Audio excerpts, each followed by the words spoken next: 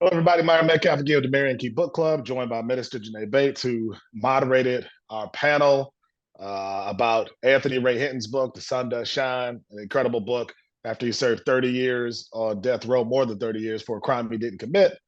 We had an incredible panel with Masika Nia, Marvin Haynes, Kevin Reese, and Minister Janae Bates was the moderator there. It's just been an incredible kind of round of programming around the book. You were moderating, and first off, thank you. I thought it was an incredible conversation. We could have done that for 3 more hours and just kept talking. Um, but I always wondered, what was it like for you? I mean, you were leading the conversation with three individuals who had been impacted by the American justice system, the injustice system, I call it. Mhm. And you obviously have your own uh, connection to that as well. What did you think of the conversation that unfolded around the book? I feel really, really blessed to have gotten and been a part of that conversation. It's one that I don't think gets to as intentionally happen as often as it should. Um, and it was great to get to really center people who are the closest to the criminal justice system to have a conversation like this one. And so I just thought it was phenomenal to get really a variation of perspectives on a whole set of really big themes, not just in the book, but in our day-to-day lives, like forgiveness, like friendship, like hope. Like those are big concepts that, a lot of us navigate, all of us navigate every single day, and yet we don't think about the ways in which our criminal and justice system like deeply impacts people around those things. And to get to hear from three dynamic, you know, Black folks right here in Minnesota who, have something really powerful to say about them. It was a real blessing to get to be in Yeah. this. Yeah, that's an important thing you said because my whole thing with the book club has been like I feel like post George Floyd, a lot of organizations went to people in New York and LA and Atlanta and brought in all these speakers from all over the country. And sometimes I feel like they're skipping over people Mhm. locally. It's almost like if you can fly somebody in and then they fly out the next morning, they never really confront. There's never really a relationship you have to worry about and them dealing with you actually locally. Yeah. So I actually felt like that was almost like avoidance in a lot of cases Mm. where organizations brought in these big speakers from everywhere. And the point of the book club for me was like, we have so many dynamic people right here. You don't have to go to the East Coast or the West Coast. And I thought that was just incredible to share some of these stories for people who are right here and have been impacted. I mean, there were a lot of highlights for me. I mean, throughout the entire conversation, but certainly the concept of forgiveness. And I thought it was remarkable how all of you had processed that in your own ways. Obviously, Anthony Ray Hinton had to forgive or felt like he had to forgive the people who wronged him, forgave his friend who was in the KKK. But Yeah. what did you think about that conversation on forgiveness that we had at the panel? I thought it was really intriguing. Particularly, Kevin Reese had this like really profound statement around this, frankly, being very frank and very honest about how he's questioning this notion of even like pushing people to a place where they should forgive, right? Especially the systems that we are in. And he was like naming like this wrestling that we actually should have about what is it, why are we forgiving a system that continues to hurt and harm? And then in an interesting way, I wouldn't even say on the flip side because it was just a completely different perspective, but hearing from Marvin and what he was naming, like he's like, I don't have any reason to forgive anybody because I ain't mad at nobody. Like, Yeah. and like the like just like his whole spirit of like gratefulness and thankfulness actually overshadowing like anger. And so I found the conversation really robust and full, and one honestly I want to like actually even just go back and listen to because I think there's a lot of gems in there that would have been easy to miss. Yeah. No, that was all profound. I mean, Kevin, yeah, this is the way he approached it and calling it out, and it made me think if Mhm. Anthony Ray Hinton has a book that says maybe the sun ain't shining, Right. maybe that's not a bestseller, maybe that's not as appealing to people. And I thought that was real and Yeah. authentic for him to call that out. And Yeah. then, Marvin's just sort of the hope that he somehow maintained.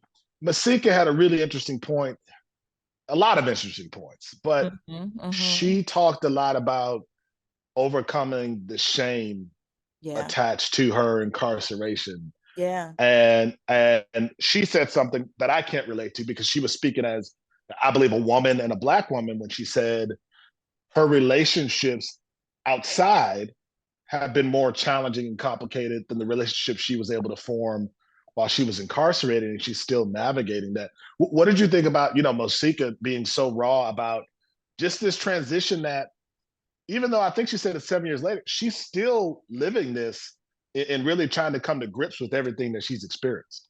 Yeah, yeah. I mean, and I think with her in particular, it's like both navigating just, being a Black woman, but also being a Black woman who has a record and is like thinking about, the ways in which that plays into the dynamics of her relationships. And frankly, also being a Black woman in Minnesota, like Mm-hmm. adult friendships in Minnesota for Black folks in general are hard. Yes, And they are. so Yes, they are.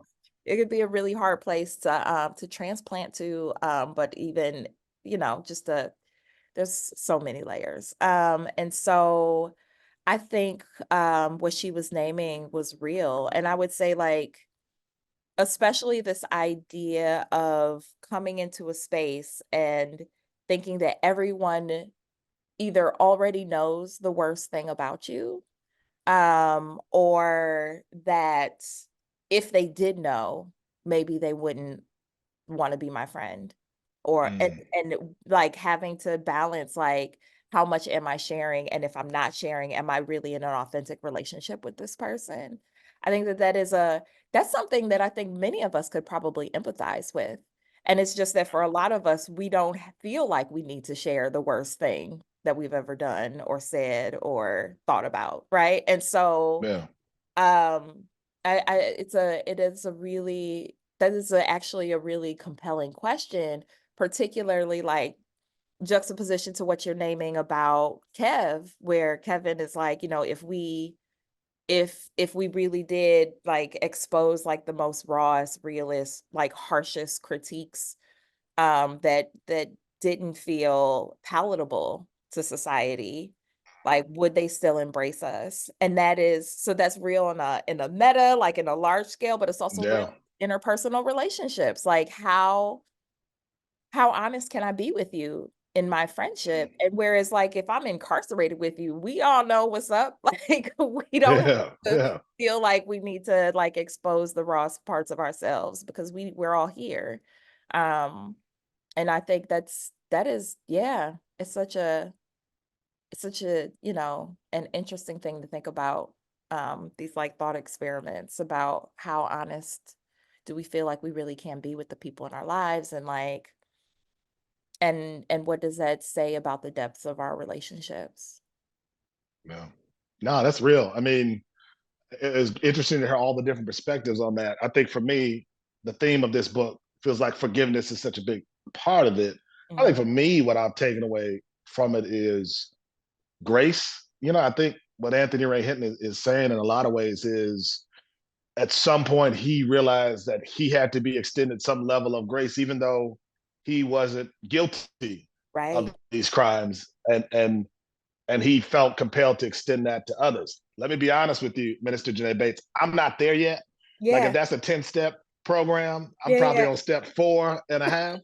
But but that to me at the end, especially after the panel, felt like the most compelling message. Like, what right do I have to not extend that grace to anybody Yeah. when I expect the same for myself? And I think hearing people who've been in these circumstances where the world says you can't be forgiven, this Mhm. is going to follow you for the rest of your life, and we're going to make sure that every time you apply for a job or do anything in your life, you're going to be reminded of this, Yeah. and who have felt that in the most extreme way.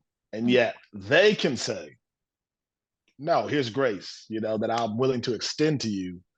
Then it feels like to me no one else has an excuse to not do that. So that to me was the most compelling lesson in all of it, as I got to the end of the book and heard the different conversations. Yeah, yeah. And I mean, that for me has always been, I think, one of the most beautiful things about the book, and about the experience that I got to have with those three folks on that stage is like, um there was a point where I had named the quote that I really love from Brian Stevenson, this like notion of how Christians have to get to a place where we really believe that a Saul can be transformed into a Paul, like that people Mm-hmm. have the capacity to change and to make different choices, no matter how awful, horrendous the thing is that they did, the offense.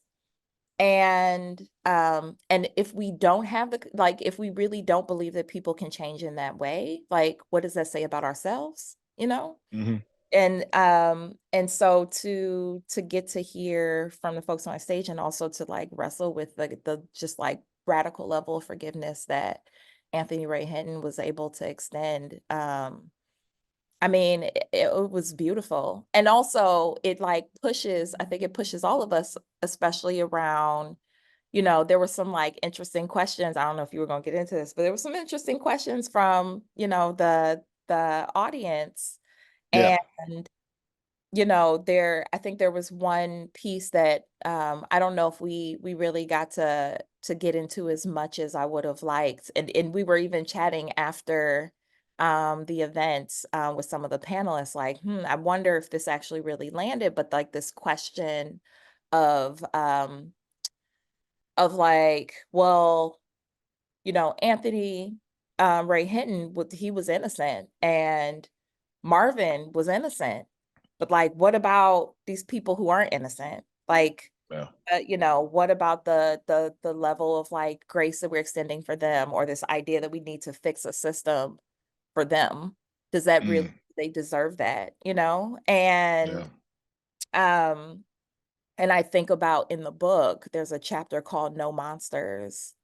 And that Right. chapter, I cried through a good portion of it, because it was this like idea of like, even though, Mr. Hinton knew the offenses of the people who were in his book club, that wasn't what they focused on. That wasn't what, Mm. it was like, these are human beings who are still deserving of dignity. And like, and just as, you know, Saul, who was out here murdering people regularly, Yeah. he eventually Yeah. like came to God and was like, no, and came to Christ and realized, actually, this is the life I'm called to live. So like, how much do we believe that people can have those kind of experiences to be Yeah. transformed, and not just like to stop doing bad things, but to create so much good and to do Mm. so much good in the world? Like, how much do we decide to cut that off? You know? Yeah.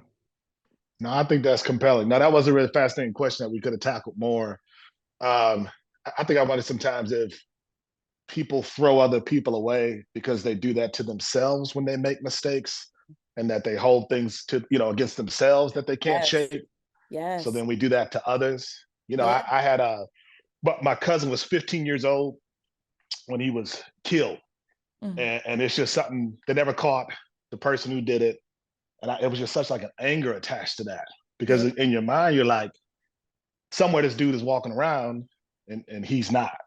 But I Yeah. think as I got older, you realize like a young person who did this made the same mistakes that a lot of young people made. I didn't make those mistakes necessarily, but I Yeah. still made a lot of mistakes. So I think for me, like reading that book made me think of that, of like, okay, grace is a universal concept. It's not a case by case. And I think if it's not applied that way, then it's void.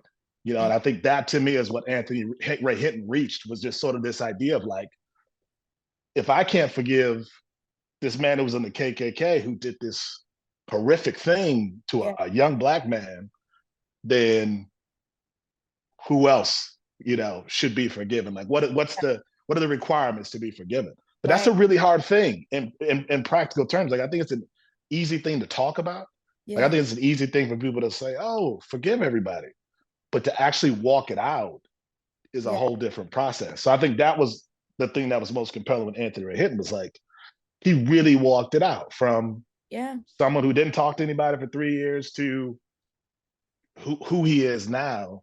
And I Yeah. think that to me is the strength of the book. And I thought that was the strength of the stories that everybody shared on that stage. I agree, which makes me really grateful for his book and other stories like that that get told publicly. Because I think human beings in general, we tend to, as much as I hate to admit it, we tend to really reinforce a status quo. Whatever the Yeah. status quo is, like that is like our natural proclivity is to like keep that going.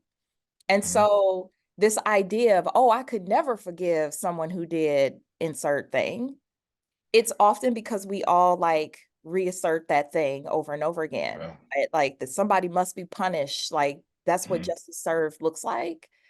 And the more and more we actually tell a different story, the more and more we actually normalize that, oh, no, we really could do that. Yeah. And it is going to seem crazy at first. Like how could you? And Yeah. I think the more and more we actually share stories of people being able to say, no, we really can get to a place of like forgiveness and wholeness and hope, and that we're all the better for it. Like actually also telling the Mhm. story of what happens on the other side of that. What's the output of that? Yeah. Uh, I think we'll be all right, you know? Yeah. I think especially from a community perspective. I think Anthony Ray Hinton, because you heard people on the panel and Anthony talking about in a community, it's one thing to do these things sort of isolated to talk about forgiveness, but in a community, it's hard to operate without extending that Yeah. grace to individuals. And when you have a bunch of individuals who've all been accused of doing things that they've been written off for, um, like everyone felt like maybe they were on the same level. And for me, yeah, I think that was probably the greatest lesson I ultimately took away was like there really is no excuse to withhold that grace Mhm. um, from anyone. Yeah. Um, because if anyone had a reason to do it, it would be Anthony Ray Hinton, it would be Marvin Haynes, it would be anybody who's been impacted.